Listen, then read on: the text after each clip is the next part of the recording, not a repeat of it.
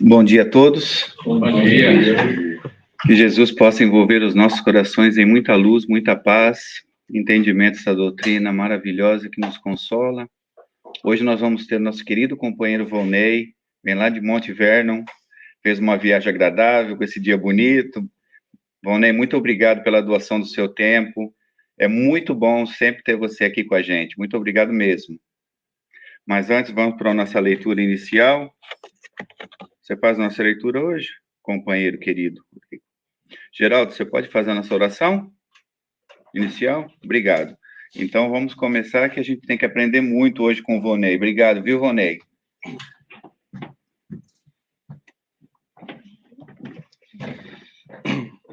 Bom dia. Vou fazer uma leitura do Ceifa de Luz, por Emmanuel. Recursos. Tende cuidado e guardai-vos de toda e qualquer avareza, porque a vida de um homem não consiste na abundância de bens que ele possui. Jesus, essa passagem está em Lucas, capítulo 12, versículo 15. Frequentemente, quando nos referimos à propriedade, recordamos de imediato posses e haveres de expressão material e reconstituímos na lembrança a imagem dos nossos amigos que carregam compromissos com a fortuna terrestre, como se eles fossem os únicos responsáveis pelo equilíbrio do mundo. Entretanto, assim agindo, escorregamos inconscientemente para a fuga de nossos próprios deveres, sem que isso nos isente das obrigações assumidas. Simbolicamente, todos retemos capitais a movimentar, uma vez que, em cada instância regeneradora ou evolutiva em que nos encontremos, somos acompanhados por valiosos créditos de tempo, pelos quais a divindade ou a divina providência nos considera iguais pela necessidade e, simultaneamente, nos diferencia uns dos outros pela aplicação individual que fazemos deles. Somos todos, desse modo, convocados não apenas a empregar dinheiro, mas também saúde, condição, profissão, habilidade, entendimento, cultura, relações e possibilidades outras de que sejamos detentores em favor dos outros, porquanto, pelas nossas próprias ações, somos valorizados ou depreciados, enriquecidos ou podados em nossos recursos pela contabilidade da eterna justiça. Permaneçamos, assim, atentos a menores oportunidades de ajudar que se nos ofereçam. Na experiência cotidiana, aproveitando-as quanto possível, porque se as nossas reservas de tempo estão sendo realmente depositadas no fundo de serviço ao próximo, no banco da vida, a carteira do suprimento espontâneo nos enviará, estejamos onde estivermos, os dividendos de auxílio e felicidade a que tenhamos direito, sem que haja de nossa parte nem mesmo a preocupação de sacar.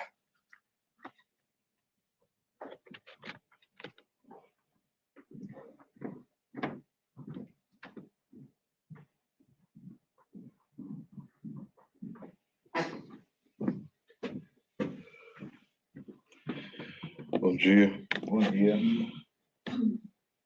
Vamos fechar nossos olhos e acelerar nossos corações, pedindo ao Pai que nos ilumine, nos ajude nesse lindo dia, em todos os dias dessa semana que se inicia. Que essa mesma luz possa estar com o nosso irmão, trazendo a mensagem deste dia, e que realmente possamos ter a capacidade de praticarmos o bem em sua essência, em todos os dias que estão por vir. Que a sua paz, Senhor, que a sua luz possa ser realmente uma constante e que nós sejamos dignos da sua imensurável bondade. Se conosco, Pai, hoje e sempre. Que assim seja.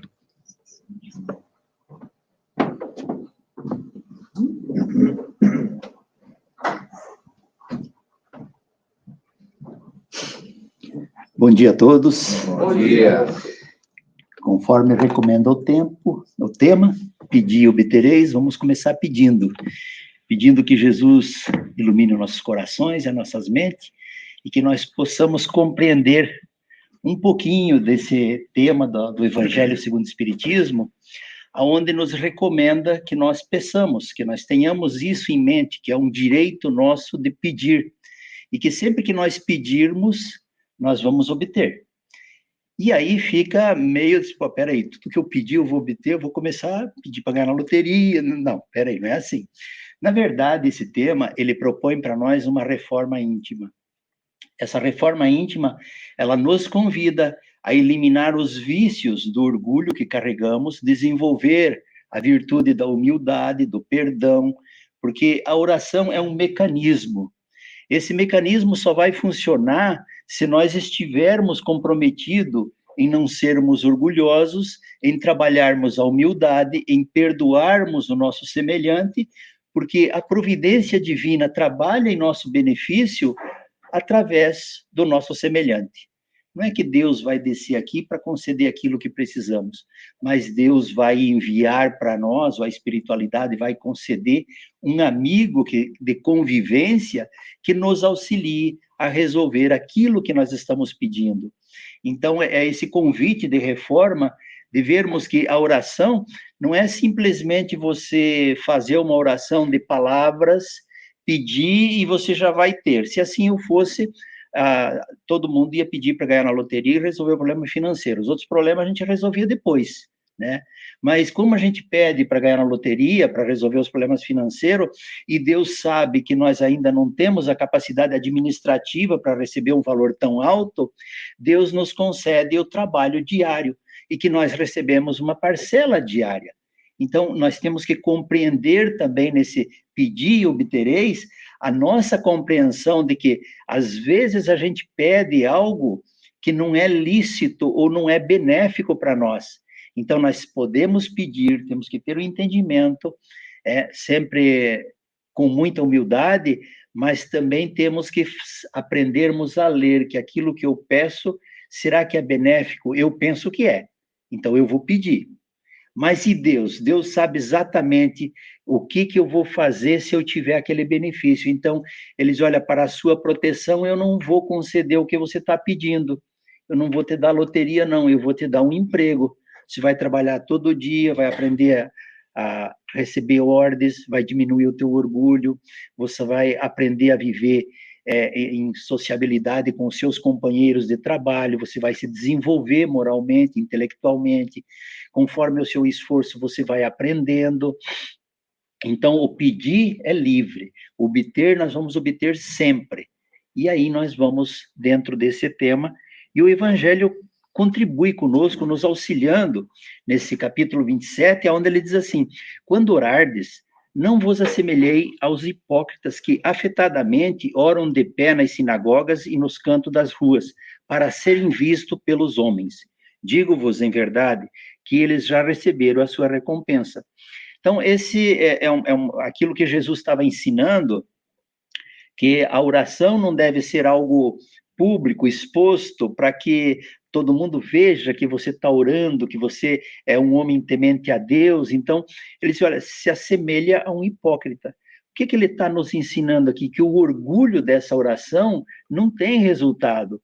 Porque você faz a oração para que todos vejam, e com palavras bonitas, para que todos achem que você é o melhor orador, aquilo que, né, faz a melhor oração nas casas espíritas, e na verdade, assim, olha, a sua recompensa já veio.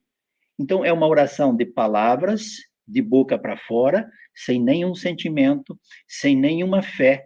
Você simplesmente está fazendo para aparecer. Então, ok, você fez o seu circo, você já apareceu e você já recebeu a sua recompensa. Aquilo que você pediu na oração vai ter? Não, não vai, porque você já recebeu. esse é o orgulho que nós ainda carregamos conosco, que nós colocamos nessas orações. Quando deixamos que o orgulho nos leve vai ter um evento e eu fui o escolhido para fazer a oração do evento. Não, você não foi o escolhido, foi te dado uma oportunidade para você se desenvolver. Talvez tenhamos 20 ou 30 pessoas nesse evento mais bem preparado do que você para fazer essa oração.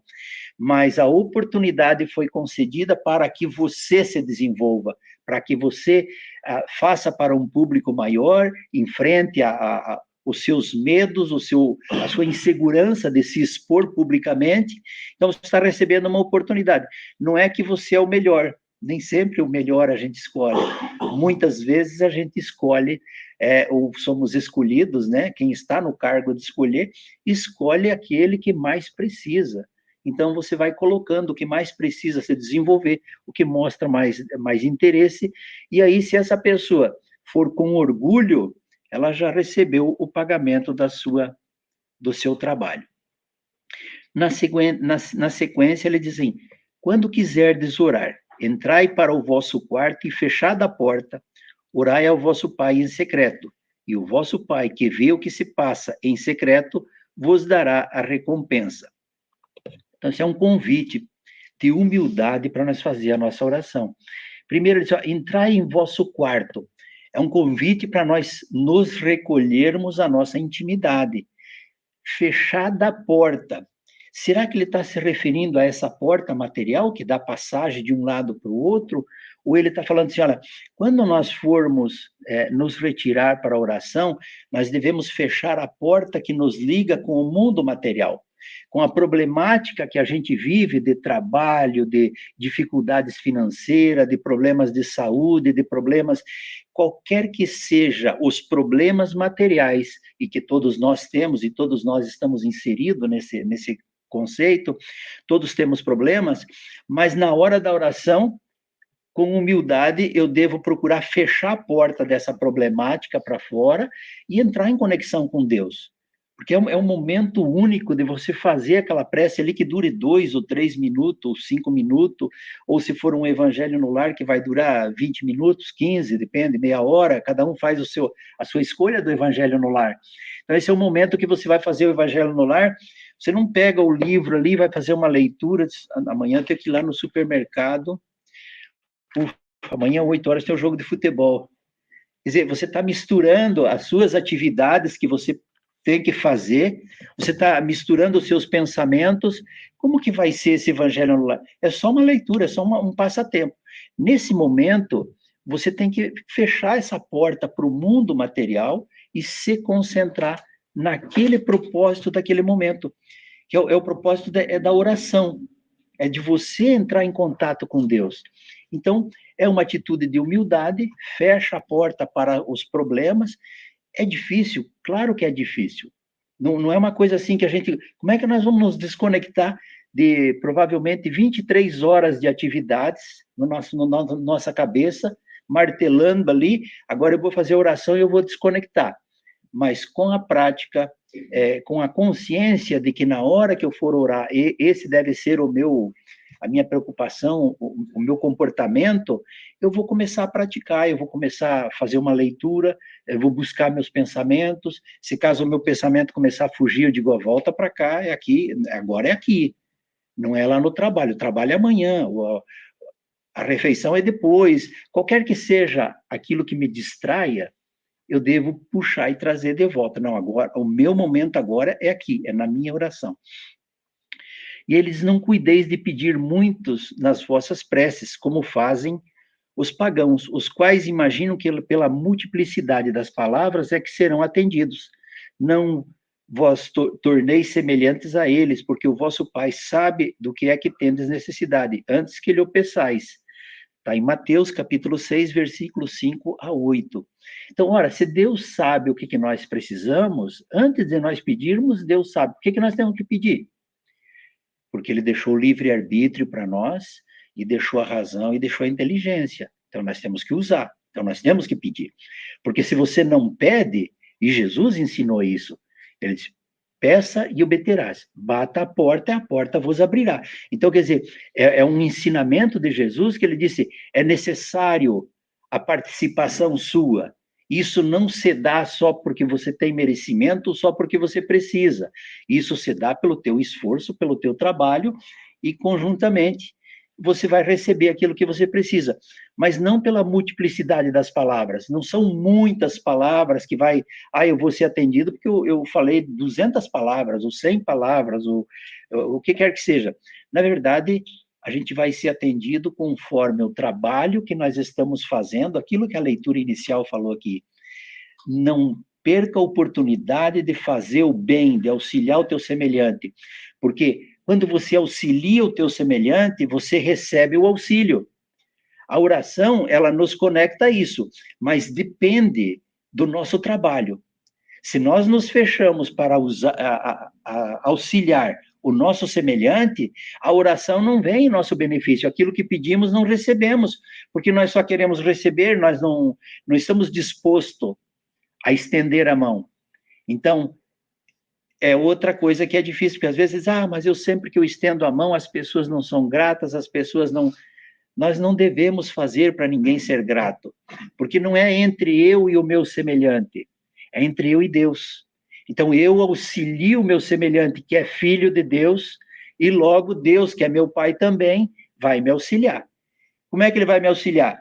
Se o meu próximo aqui não estiver disponível, ele vai enviar um outro que esteja disponível. Sempre tem alguém disponível para nos auxiliar, mas é um conjunto em trabalho em conjunto. Você faz, você recebe. Você não faz, você não recebe.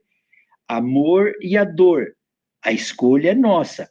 Se nós optamos pelo amor de auxiliar, pelo amor de estender a mão, de olhar a dificuldade do outro, em algum momento as coisas vão acontecer que pelo amor nós recebamos também esse mesmo auxílio. Nós seremos auxiliados. Mas não é algo assim que eu só vou pedir, eu já vou obter. Não.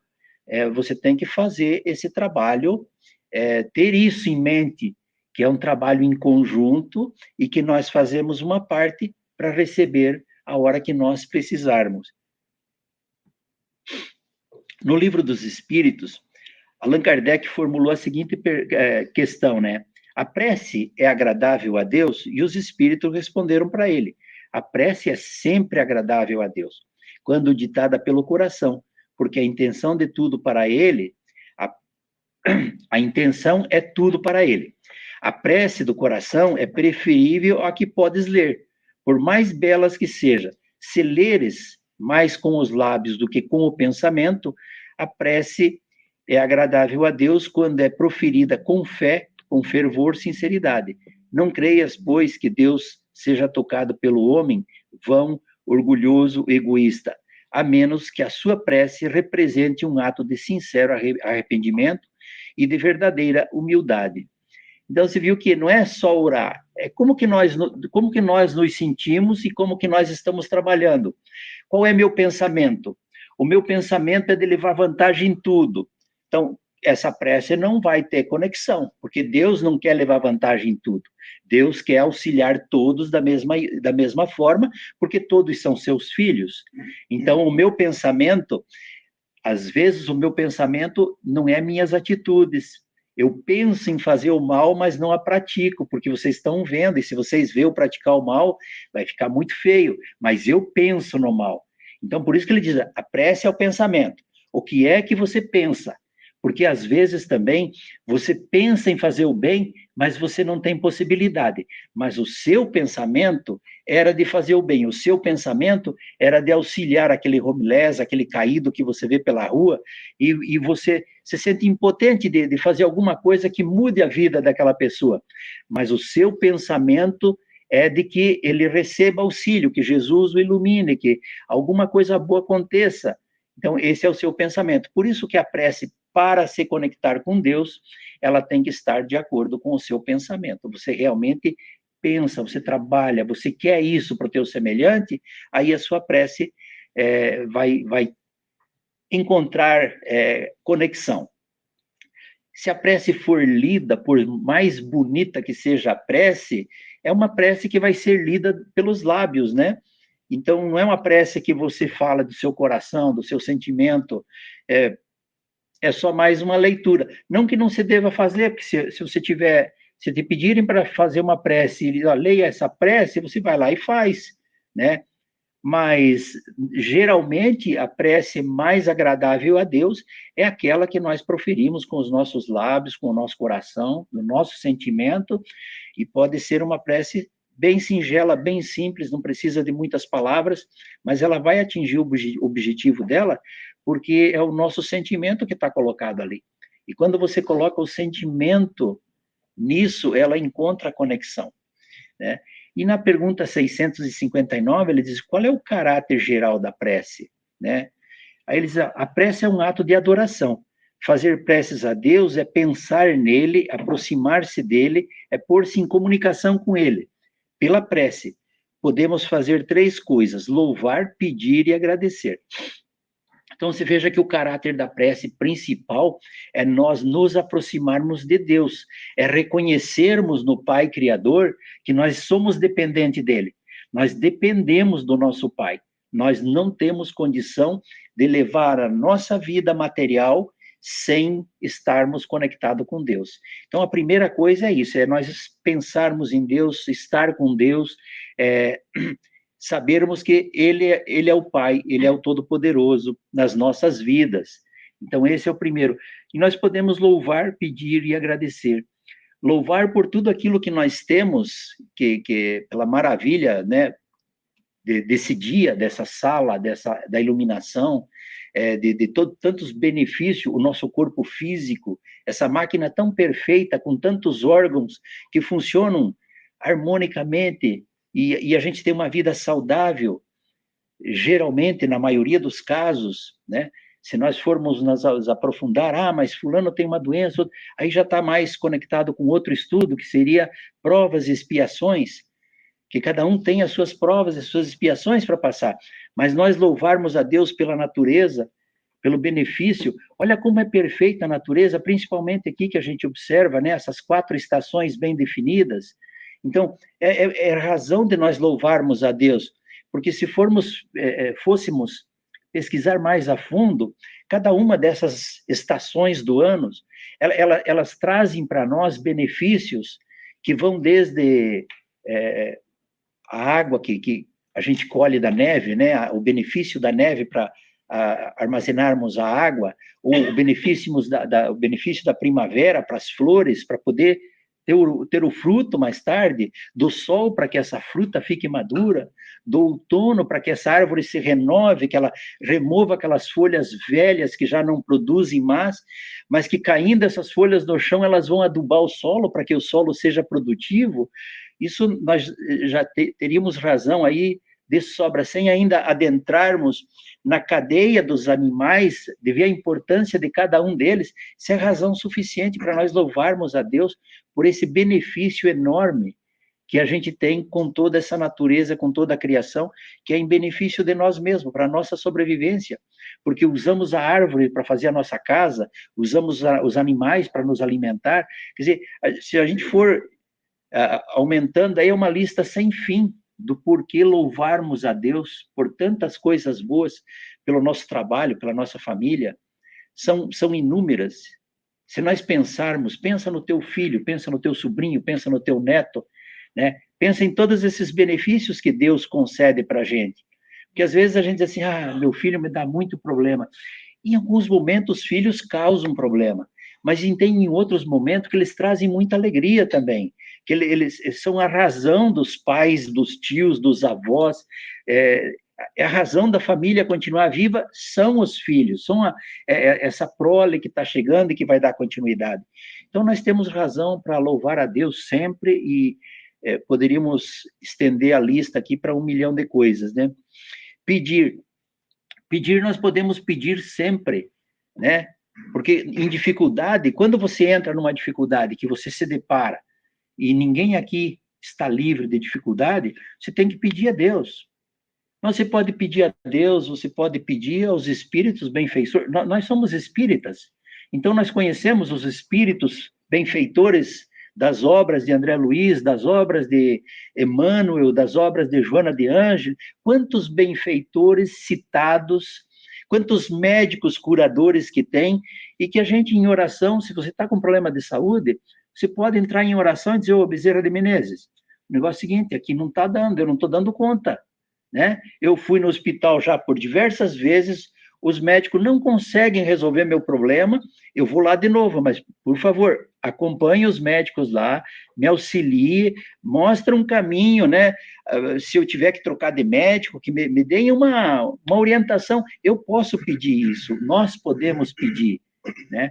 Mas podemos ficar também muito à vontade para pedir para os santos, qualquer santo que a gente reconheça, porque para nós, os santos, são espíritos evoluídos. Para a Igreja Católica, são santos. E nós temos no Evangelho, quantos santos que escreveram no Evangelho? Né? Além de padre, que escreveram no Evangelho, que mandaram mensagem. E a gente se utiliza disso. A gente pode entrar em contato e dizer, olha, São Francisco de Assis, me auxilia aí. São Paulo, a gente pode pedir. Então, é um direito que nós temos de pedir, como filhos de Deus, de nos conectar e de pedirmos aquilo que nós estivermos precisando. Cada um tem uma necessidade diferente, mas pode entrar em conexão com a espiritualidade e pedir. Não tem nenhum problema nisso.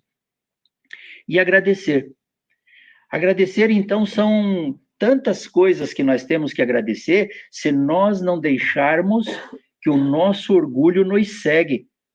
Porque nós achamos que todos os benefícios que nós temos não é nada mais que obrigação, porque eu mereço. É meu orgulho que está falando. Mas se nós observarmos de um outro ponto, de um ponto espiritual, diz assim, nossa, quanto Deus é generoso por me permitir ter tantas coisas. Quando eu abro a janela da minha casa e vejo tantos, muito mais necessitados do que eu lá fora. Mas por alguma razão, Deus me concedeu. Então, isso é razão para mim agradecer. É razão suficiente para agradecer. Pela família que eu tenho, pela esposa que eu tenho, né? Ou a esposa agradecer pelo marido, pelos filhos, pelo pai, pela mãe. Mas, olha, agradecer para a minha família é uma família problemática. Como que eu vou agradecer para uma família? Me aponte uma família que não seja problemática. Não tem. Agora, me aponte uma família que não se reúne a toque de caixa, rapidinho, no primeiro problema que surge dentro da família. Todos estão unidos, todos querem ajudar, todos querem, pelo menos, trazer uma palavra de conforto. Então, nós temos razão de agradecer se nós observarmos os pontos positivos que cada coisa que nós temos traz para nós. Agora, se nós, assim, não, a minha família é muito problemática, eu nem vou agradecer. Mas o problemático também sou eu, porque se eu estou inserido nessa família, eu também sou o problemático. Então, o nosso agradecimento deve ser pelas oportunidades de melhoramento que nós temos no lugar que nós nos encontramos, que é o lugar certo. Então, isso é razão suficiente de nós agradecermos. Eu tenho o trabalho certo, eu tenho os companheiros de trabalho certo, estou na família certa, eu estou na igreja certa, que é, né, igreja ou o centro espírita, no caso, que centro espírita é lugar só de loucos, né? É um hospital. No centro espírita ninguém bate bem. Então, vamos partir desse princípio que nós estamos no lugar certo. Porque eu também me considero que eu também não bato bem das coisas, entendeu? Eu não sou aquele exemplo para ninguém. E aí a gente vai trabalhando, a gente vai reconhecendo, porque isso nada mais é de que reconhecer que Deus é perfeito, e na sua perfeição, Ele nos colocou aonde nós precisávamos. A maioria aqui, ou eu acho que a maioria nasceu ou no Brasil ou em Portugal, talvez tenha alguém daqui também, né, dos Estados Unidos, mas para nós que somos de fora dos Estados Unidos, que nascemos em outro país, e fomos colocados aqui, será que foi o acaso? Será que foi por dinheiro? Não, espiritualmente, nós precisávamos estar junto, precisávamos desenvolver esse trabalho que é desenvolvido, e que cada um tem que dar a sua mão, dar o seu pouco, para que esse trabalho siga em frente. E assim ele vai virando ano e ano, e auxiliando muita gente que comparece a essa casa. Quando vos aprestardes para orar, se tiverdes qualquer coisa contra alguém, perdoai-lhe, a fim de que vosso Pai que está nos céus também vos perdoe os vossos pecados. Se não perdoardes o vosso Pai que está nos céus, também não vos perdoará os pecados. São Marcos, capítulo 11, versículo 25 e 26.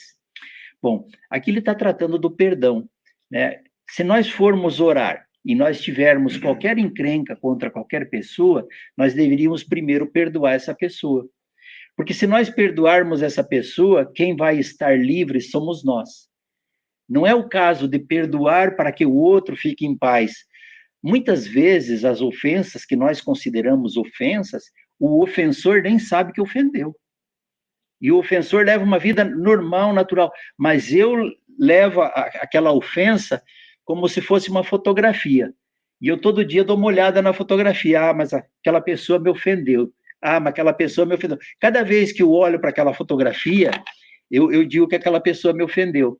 Então, eu carrego esse peso comigo todos os dias, um peso desnecessário. Eu não precisava dessas energias negativas que eu mesmo estou produzindo. Porque o meu ofensor, ele não pensa que ele tenha me ofendido. Foi uma coisa para ele tão normal que ou ele não tem conhecimento, ou ele acha que não ofendeu. Então, quando eu vou perdoar ele e vou fazer a minha oração, não é a ele que eu estou libertando, eu estou me libertando disso, eu estou me afastando desse problema. Para mim, terminou ali. Eu perdoo, ou eu me perdoo, porque é o auto-perdão também. Então, a partir desse momento, aí a minha oração começa a encontrar conexão com Deus. Porque eu perdoei ou me auto-perdoei. E muitas vezes nós nos condenamos a nós mesmos por atos que nós fazemos e que você fica remoendo aquilo.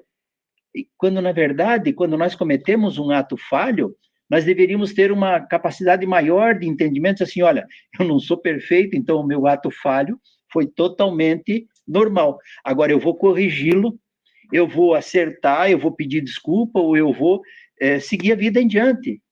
Porque, na verdade, todos nós cometemos falhas. Mas ele diz, perdoe os vossos semelhantes, né? Para que Deus também perdoe você dos seus pecados.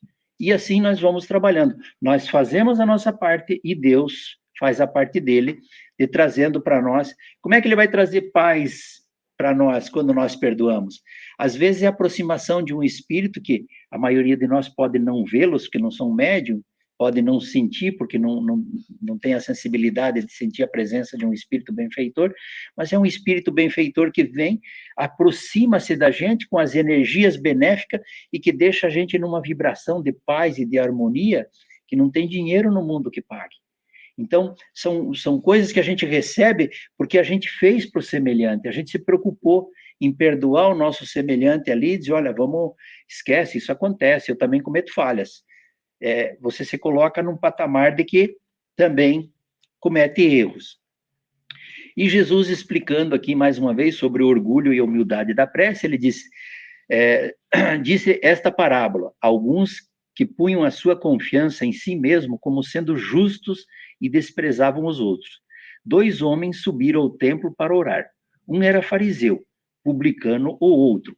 O fariseu, conservando-se de pé, orava assim, consigo mesmo: meu Deus, rendo-vos graça por não ser como os outros homens, que são ladrão, injusto, adúlteros, nem mesmo como esse publicano. Jejuo 2 vezes a semana, dou o dízimo de tudo que possuo. Então, o fariseu fez ali a sua oração, né, dessa forma. O publicano, ao contrário, conservando-se afastado, não ousava sequer erguer os olhos ao céu, mas batia no peito, dizendo: meu Deus, tem piedade de mim, que sou um pecador. Declaro-vos que este voltou para a sua casa justificado, e o outro não. Porquanto aquele que se elevará será rebaixado, e aquele que se humilhará será elevado. Lucas, capítulo 18, versículo 9 a 14. Então, é uma parábola.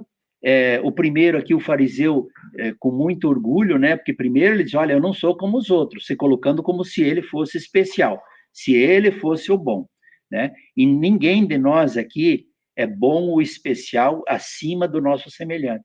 Nós somos iguais. Nós não somos melhores, nós não somos piores, nós somos iguais. Nós podemos ser que em algum departamento, algumas aptidões nós estejamos mais adiantados, em outras menos em relação aos nossos semelhantes. Mas, no geral, aqui ninguém é melhor do que ninguém. Então, essa é uma oração que nós não vamos fazer, não vamos praticar esse tipo de oração, colocando que eu faço mais do que o meu semelhante, que eu sou melhor do que o outro. Que esse tipo de oração não alcança o seu objetivo. A oração que vai alcançar o objetivo é aquela que é humilde, é aquela que reconhece. Olha, ele nem se dava ao direito de erguer os olhos aos céus. E ele batia no peito, eu sei que eu sou um pecador. Então, essa é a posição de humildade, de nos reconhecermos em processo evolutivo. Então, eu estou nesse processo evolutivo. Tem coisas que eu ainda não consigo fazer. E que, quando você não consegue praticar o bem, às vezes fica muito em evidência o mal que você faz. Então, esse é um detalhe muito importante. Quando a gente evidencia mais o mal do que o bem. Então, nós fazemos isso conosco, individualmente. Quando a gente comete uma falha, a gente fica se julgando, se condenando, ou a gente faz isso no geral, na sociedade em que a gente vive. Se nós vemos uma notícia na internet lá, o Centro Espírita distribuiu 50 cesta básica. Ok, distribuiu, e daí? 50 cesta básica, né? O fulano alcoolizado atropelou 10. Todo mundo vai para o cidadão alcoolizado, que é uma coisa negativa, que é uma coisa ruim, e todos temos o hábito de dar mais atenção para as notícias que vendem mais. Aí, quando a gente abre um jornal, você diz assim, mas só tem notícia de morte? Lógico, eu que sou leitor, eu só quero ler sobre morte, sobre coisas bravas. Eu não leio os trabalhos edificantes que as pessoas fazem e que raramente os meios de comunicação cobrem, porque não tem quem queira ver essas notícias. Nós somos cristãos e nós não prestamos atenção nisso. Nós lemos uma notícia negativa e não lemos uma notícia positiva. Então, é quando a gente faz o inverso. Aquilo que não é bom dá mais resultado. Então, a gente vai. Quando você faz esse movimento de ir para aquilo que não é bom, você se afasta de Deus. As tuas preces têm dificuldade de fazer conexão. Quanto mais afastado você estiver de Deus, mais difícil a sua conexão com Deus. A proposta do Evangelho de Jesus é que nós tenhamos em consciência de que nós precisamos nos aproximar, valorizar mais o bonito, o belo, observar as flores, observar a mudança das plantas que vem de Deus, observar as boas obras que estão sendo feitas, que nós poderíamos citar Centro Espírita, Igreja Evangélica, Igreja Católica, pessoas particulares sem igreja nenhuma. O caso da mulher de São Paulo que distribuía pão.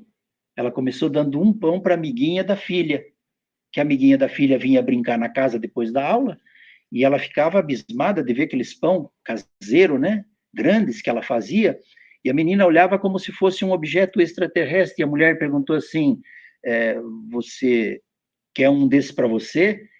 Eu quero, se você me der, porque lá em casa eu não tenho, eu nunca vi um desse. Assim, a minha mãe compra quando tem dinheiro na padaria, mas não é sempre que ela tem dinheiro para comprar na padaria. E daí a mulher disse, nossa, mas a minha vizinha está necessitada, foi lá e deu um pão. No outro dia ela fez e mandou outro. E daí ela viu que tinha mais gente que não tinha esse pão do dia. E ela começou a fazer mais pão e começou a distribuir gratuitamente para aqueles, um pão para cada casa, e ia pelo menos mitigando a fome daqueles mais próximos. E aí ela começou a comprar muita farinha. O cara do mercado disse, mas o que você faz com tanta farinha? Eu faço pão para distribuir para os pobres. Não, então agora você não vai mais pagar a farinha no preço normal, você paga o preço de custo, só o preço da farinha e os impostos. Aquilo que eu recebo para vender, a minha margem de lucro eu não quero, eu quero participar do projeto.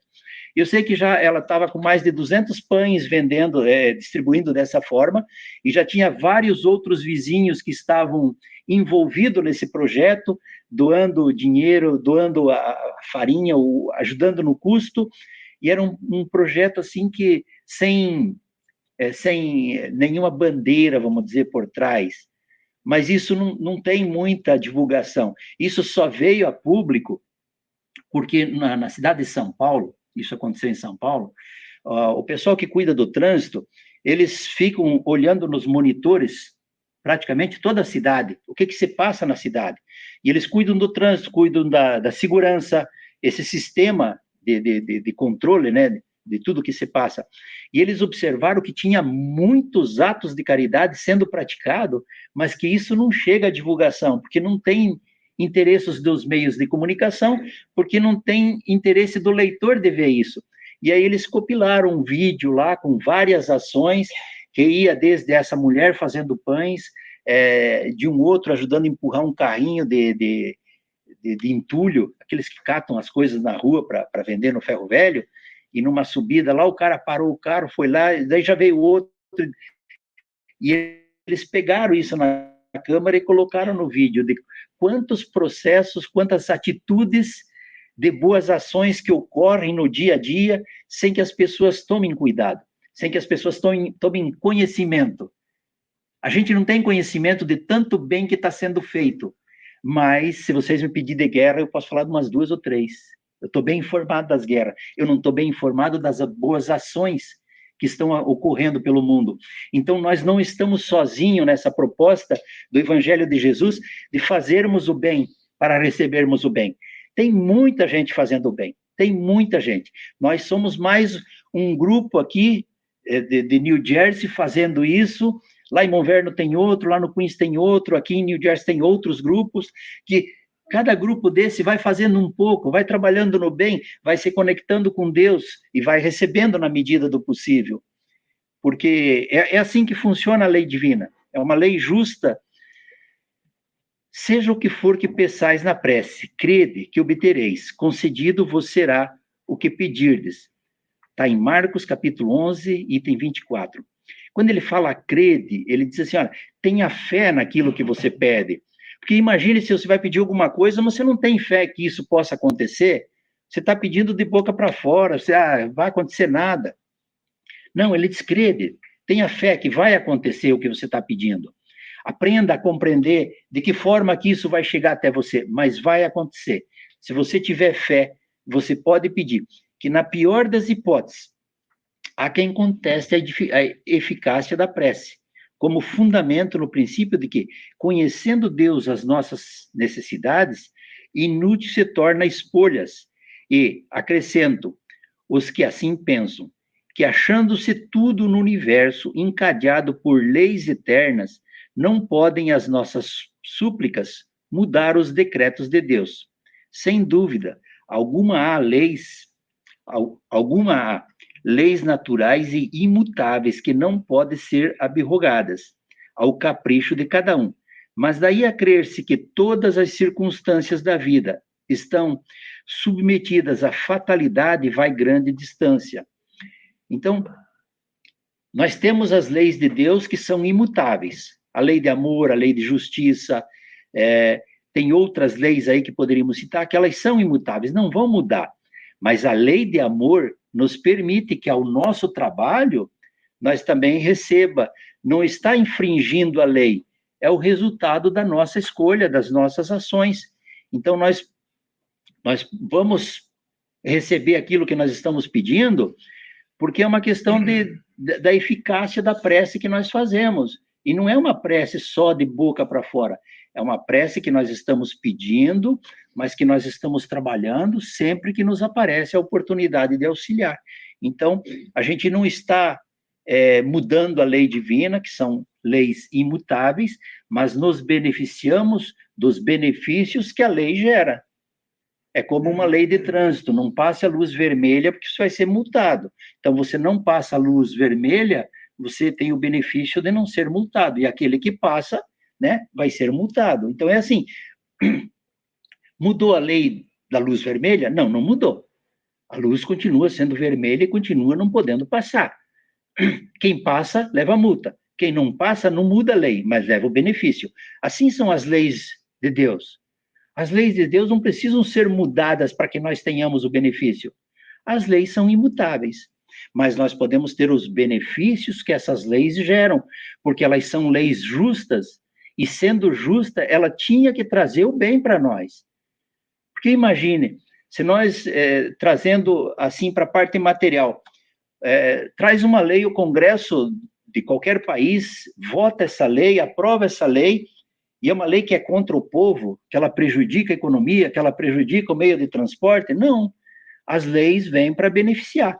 Nem por isso o povo está administrando. Quem administra ainda continua sendo os congressistas, eles que fazem as leis. O trabalho é deles de fazer as leis. Então, você não precisa mudar a lei para ter o benefício dessas leis. Deus não lhe outorgou a razão e a inteligência para que ele as deixasse sem serventia, à vontade, para não querer atividade, para ficar inativo. Quer dizer, tem as leis de Deus que nós não podemos mudar, mas Deus nos deu a razão e a inteligência. O que fazermos com essa razão e com essa inteligência? Se nós vamos abrir mão de rezar, porque Deus já sabe que nós precisamos. Nós estamos abrindo mão da nossa razão, de nós refletirmos, de nós analisarmos. Por que é que eu vou receber o benefício de uma oração? Eu vou receber o benefício porque sempre que eu tenho oportunidade, eu auxilio o meu semelhante. Então, se eu auxilio, eu também tenho o direito de receber o auxílio. Então, é uma questão de razão, é uma questão de inteligência, de você pensar. Você tem como pensar isso e saber o resultado. É como, eu não vou me jogar no chão, porque eu vou me machucar. Quer dizer, é uma questão de inteligência de saber que eu vou me machucar se eu me jogo ao chão. Então, Deus nos deu a razão e a inteligência, não era para que essa razão e essa inteligência ficasse adormecida. Não, era para que nós usássemos, para que nós tivéssemos atividade, e que em cima dessas duas virtudes, que nós tivéssemos o nosso desenvolvimento, tanto intelectual quanto moral, porque através da razão e da inteligência a gente pode saber se está certo. Quando nós falamos assim, nós somos espíritos imortal, faz todo sentido, porque se nós fôssemos espíritos mortais, que nós só tivéssemos essa encarnação, tudo o resto que nós entendemos nessa vida deixava de ter razão. Para que você vai ser honesto? Para que você vai trabalhar, se é só essa vida? Eu vou roubar, eu vou me dar bem, eu vou ficar indo de canto em canto do mundo, porque eu não preciso trabalhar, é só essa vida e acaba? Não. Pela razão, nós aprendemos que a nossa alma é imortal e que tudo aquilo que nós plantamos nesta encarnação, nós colheremos na encarnação seguinte. Ou ainda, podemos ter o benefício dessas atitudes ainda nesta encarnação. Então, a razão e a inteligência vêm nos auxiliar. E pela razão e pela inteligência, nós sabemos que faz todo sentido. Se eu ajudar, eu vou ser ajudado. É uma questão de inteligência de perceber isso. E que se eu não ajudar, também não sou merecedor da ajuda. Se aqui dentro da casa espírita eu me recusasse, se eu estivesse no dia a dia com vocês, e eu me recusasse a trabalhar, quem que vai querer fazer alguma coisa em benefício? Não, aquele ali deixa para lá, ele não faz nada, ele só quer tirar foto e passear pelos eventos, né? Não é um trabalhador espírita. O trabalhador é aquele que guarda o telefone e vai trabalhar, arregaça as mangas, vai ver o que é o trabalho para fazer, o que é o churrasco, o que eu posso ajudar, eu posso servir, eu posso limpar, o garage-cel, eu posso atender, eu posso carregar as bolsas, eu posso separar. Quer dizer, tem muitos trabalhos que nós podemos colocar a mão na massa e sairmos dessa por uma questão de inteligência, porque eu sei que é trabalhando no bem é que eu vou receber. Possível é, portanto, que Deus aceda a certos pedidos, sem perturbar a imutabilidade das leis que regem o conjunto, subordinada sempre essa anuência à sua vontade. Então, é claro que tem algumas coisas que podem nos acontecer de bom, sem que seja necessária mudanças de leis, né? Você trazer alegria ou algum benefício para você, não mudou a lei de justiça de Deus. Te trouxe a alegria porque você era merecedor por algo que você fez, um espírito benfeitor, um anjo da guarda se aproximou, te deu um abraço e você sente a maior alegria do mundo. Você nem sabe de onde que vem aquela alegria, por que tanto bem-estar no dia de hoje.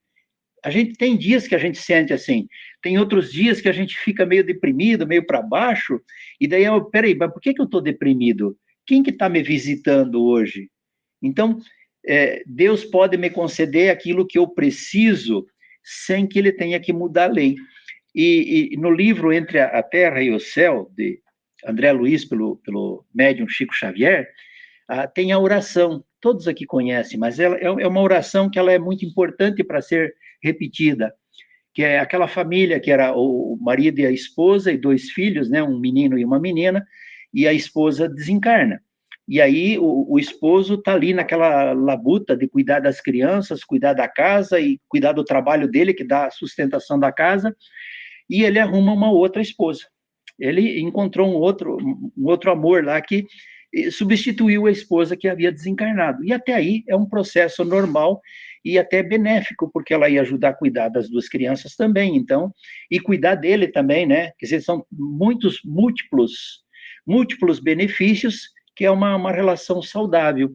Só que nessa relação nova agora de madrasta com as 2 crianças, a menina vive socialmente com a madrasta em paz, tranquila, como a gente diz, o santo das 2 bateu, mas a madrasta com o menino não, o santo não bateu. Alguma coisa que choca, e a madrasta, ela quer se livrar do menino de qualquer forma, mas também ela não quer matar o menino, mas ela deixa que o menino se afaste dela e vá em direção da água, dizendo assim, se ele se afogar foi um acidente, mas, né, tipo assim, ela querendo se livrar, porque é um acidente, mas um acidente permitido por ela. Então, ela é responsável por esse acidente. Mas na história do livro, conta que ela meio que deixava o menino para se livrar dele, porque ele era o problema da casa. E a menina, como era uma menina doce, se dava bem com o pai, com a madrasta, e estava tentando, ela entra em oração. E ela faz uma oração tão sentida, e a única coisa que ela pede é que o lar dela voltasse a ter a paz quando a mãe estava viva, que eles viviam em paz, em harmonia, que não tinha aquelas brigas, e que ela estava cansada daquelas brigas. Então, que se houvesse uma maneira, só que ela faz a prece dirigida para a mãe dela. Mas a mãe dela, na verdade, era a causadora de todo o problema, porque a mãe é que estava obsediando a nova esposa do ex-marido dela. Então, a mãe desencarnada obsediando a madrasta da menina e do menino. E aí, a madrasta fazia aquilo porque ela estava recebendo uma obsessão para maltratar o menino, porque a mãe desencarnada achava que se ela maltratasse o menino, o marido deixaria dela. E o problema dela era ciúme. Era por isso que ela não queria esse relacionamento. Mas nessa oração que a menina faz, e ela pede para a mãe auxiliar, ela não se dirigiu ao santo, ela não se dirigiu a mentor espiritual, nem a Deus, nem a Jesus, ela se referiu à mãe dela. Mãe, ajude que nós tenhamos essa paz de volta. Isso, na doutrina espírita, é considerada uma oração refratária. É aquela que ela é dirigida, mas o receptor não está em condição de auxiliar. Mas, lógico que a espiritualidade ou a providência divina encaminhou essa oração direta para o departamento de oração e eles recebem o auxílio na casa, porque eles captaram a oração que estava sendo direcionada para a mãe da menina, reenviaram para o departamento de oração e o departamento de oração cuidou, foram verificar o porquê do problema. E quando eles viram que o problema era a mãe desencarnada, eles foram tratar da mãe desencarnada e resolveram o problema da família. E aí a gente vai questionar a eficácia da prece? Quem de nós aqui que não passou por problema e que só alcançou conforto através da prece?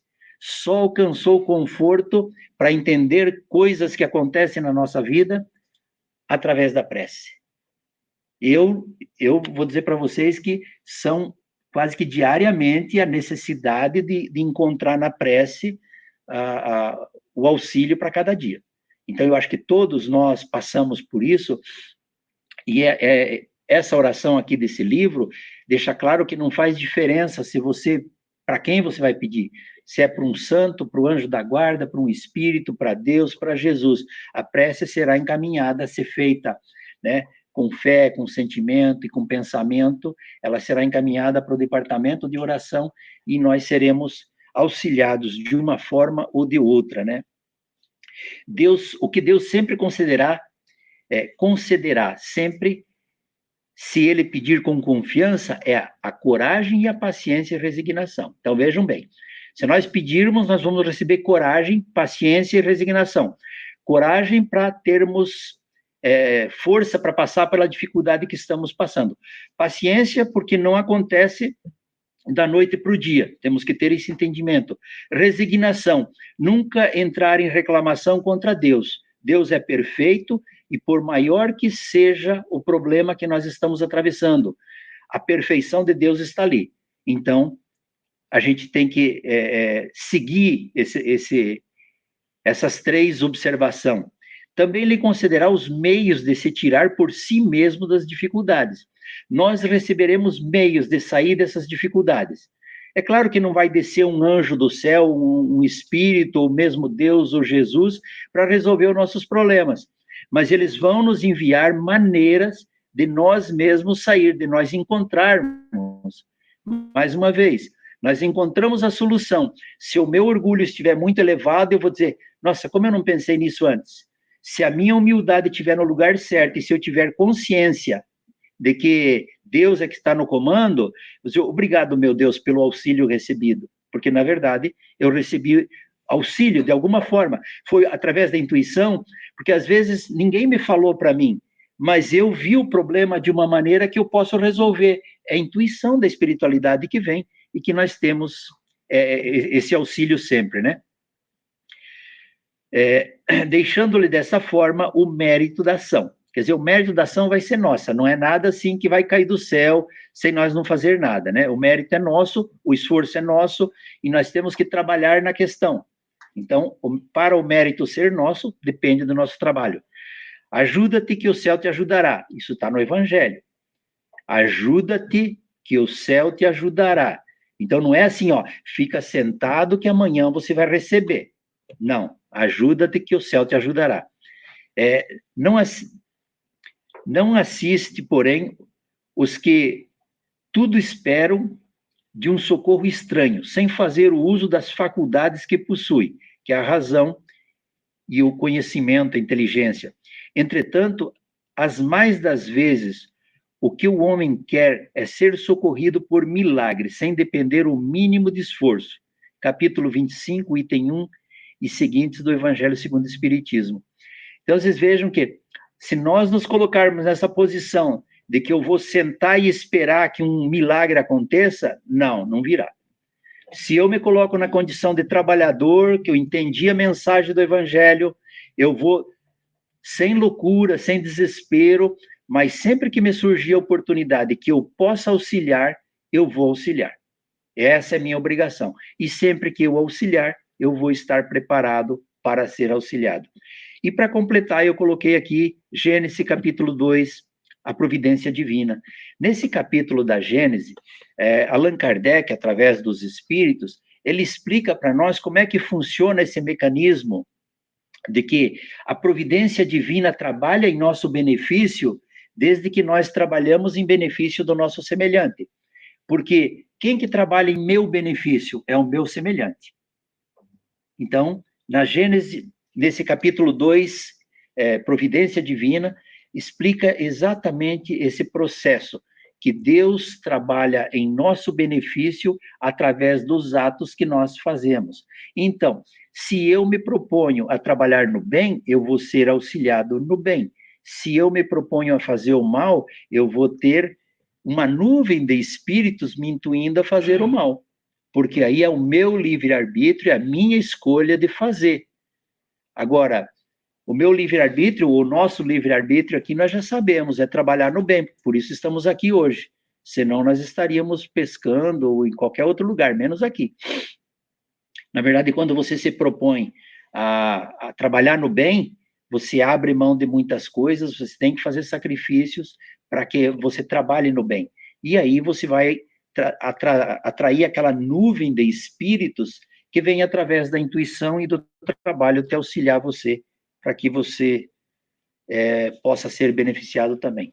No mais, muito obrigado a todos, que tenham um bom domingo, obrigado pela oportunidade de trabalho.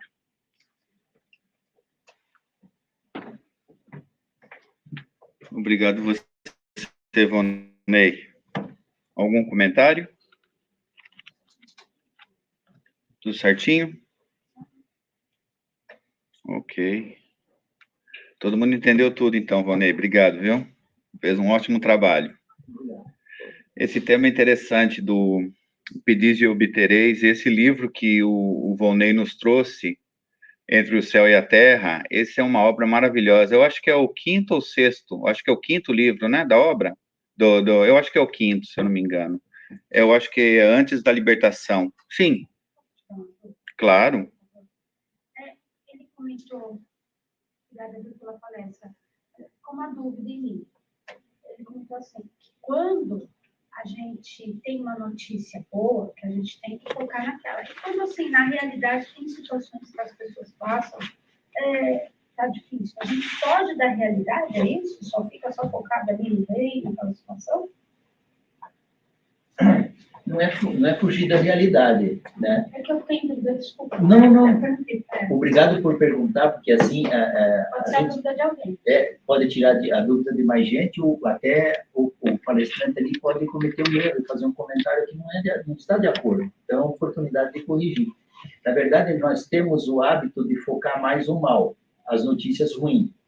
Não é que nós vamos esquecer as notícias ruins. Você pode ler, porque uma notícia ruim, ela pode te orientar você de alguma forma. Mas é darmos mais atenção às notícias boas, às coisas boas. Porque a gente olha assim e diz assim, não, o mundo está perdido. O mundo não tem solução. E não é verdade. Nós temos problemas no mundo, mas no mundo em que vivemos. Mas nós temos muitas coisas boas acontecendo e que nós não damos o devido valor. Nós só damos valor ou damos mais atenção para coisas que são mais negativas, coisas que assim, chamam mais atenção, né? Mas é lógico que não tem como nós fugir dessas coisas, porque faz parte da nossa vida e nós podemos aprender com as coisas mal que acontecem. Né? Muito bom. Então, não é ignorar o mal, né? O mal está aí, a gente vê, acontece, é tentar focar no positivo, porque no mesmo tempo que acontecem as coisas más, tem muita coisa boa acontecendo e a gente nem percebe, né, Vonei? Acaba desapercebendo, porque o mal, quando a gente vê, por exemplo, ele citou guerras, né, a gente fica triste de ver os irmãos fazendo isso um com o outro, dá uma tristeza, daí a gente fala, não é problema nosso. Claro que é problema nosso, afeta o mundo todo. Aí a gente né? tem as orações, né? Isso. E tem as questões da guerra, então, tá bem, acender a luzinha, o problema, vamos orar, pedir a Deus para auxiliar esses nossos irmãos. Ao mesmo tempo que está tendo a guerra, eu tenho certeza absoluta que tem muita gente orando para que a guerra acabe também, no mundo inteiro, né? Porque o bem sempre vai prevalecer. Tem muito mais coisas boas do que coisas ruins. E esse ponto que o Vonei nos trouxe é verdade. O foco é sempre no negativo. Jornais, televisões, se você assistir o dia inteiro. E ninguém vai passar lá pelo menos 15 minutos. Eu tenho certeza que não passou na televisão, ou deve ter passado, não sei, dessa mulher que entregou os pães, né? No Jornal Nacional não apareceu isso, né? Não, mas eu acredito né? que apareceu no Globo, naquele que passa na sexta-feira, porque eu já assisti essa história. Que bom, isso é muito bom. Eles desenvolveram e aumentou muito mais a produção total. Além do material, as pessoas envolveram com o trabalho também. Isso é bom. Aumentou bem essa produção do som. Em São Paulo tinha uma rádio, não sei se ainda tem, chama Rádio Mundial. Uhum. E tinha lá o Jornal da Boa Notícia. Então eu tava muito bacana. Isso é bom mesmo. Isso é ótimo. Bom, mais uma vez, Vonei, obrigado pela sua presença aqui hoje, sempre muito bem-vindo. Já estamos programando já no lado espiritual, pelo menos a próxima. Já vai se preparando. Eu tenho aqui uma notinha aqui, que nós estamos... ontem teve o barbecue, agradecemos a presença de todos, os colaboradores que ajudaram, aqueles que se divertiram. Eu não estava lá, que eu tive que trabalhar, mas o nosso agradecimento pela casa, porque nos ajuda a manter esse ideal vivo, né? E ali a Silma me mandou falar que tem umas plantinhas ali para ser vendidas, são 2 por 7, que ela está numa melancia ali. Eu perguntei para ela onde está a melancia, ela falou, já comeram. mas a planta está ali. Então, está ali, 2 por 7, se alguém quiser, é só pegar na livraria ali, comprar, ou se não, procurar a Silma. Também nós vamos ter a Feira do Bolo, que vai ser no dia 9 e 10 de novembro. Feira do Bolo, é das 9 da manhã até as 3 da tarde. É bom demais, gente. Nossa Senhora, o pessoal faz tapioca, é coisa boa demais. Os morangos não posso esquecer os morangos da Alice também. Mas vai fazer, né? Vou fazer. Mas todo mundo aqui está sendo convidado a fazer os bolos. Receitas, isso. E vem falar comigo. Esse ano eu estou coordenando. Isso mesmo. Vamos trabalhar todos juntos. A senhora também coordenadora. Todos trabalhamos juntos. E também nós vamos ter um workshop, né, um seminário com o Dr. Sérgio Thyssen, em dezembro, no dia 7. Vai ser no sábado, e a hora vai ser confirmada ainda, mas provavelmente vai ser depois da meditação, ou com a meditação, ainda a gente não sabe, mas está confirmado, vai ser no dia 7 de dezembro, com o Dr. Sérgio Thyssen, todos estão convidados, e depois sempre tem um lanchinho, tem uma coisa agradável, com fraternização. Tudo bem por aí, pessoal? Tudo certo? Ok, então nós vamos seguir, que o almoço está ali esperando. O almoço de primeira, todos estão convidados para almoçar com a gente, passar esse tempo bom lá. Não, estou vendo toda gente feliz aqui hoje, gente do céu. É porque o dia está bonito lá fora, é? Tá bonito, né? Então vamos aproveitar a tarde, vamos passar um dia agradável hoje, em paz, com amor. Nuno, você faz a nossa oração? Por favor, então, e que Jesus nos abençoe e nos dê uma semana linda, maravilhosa.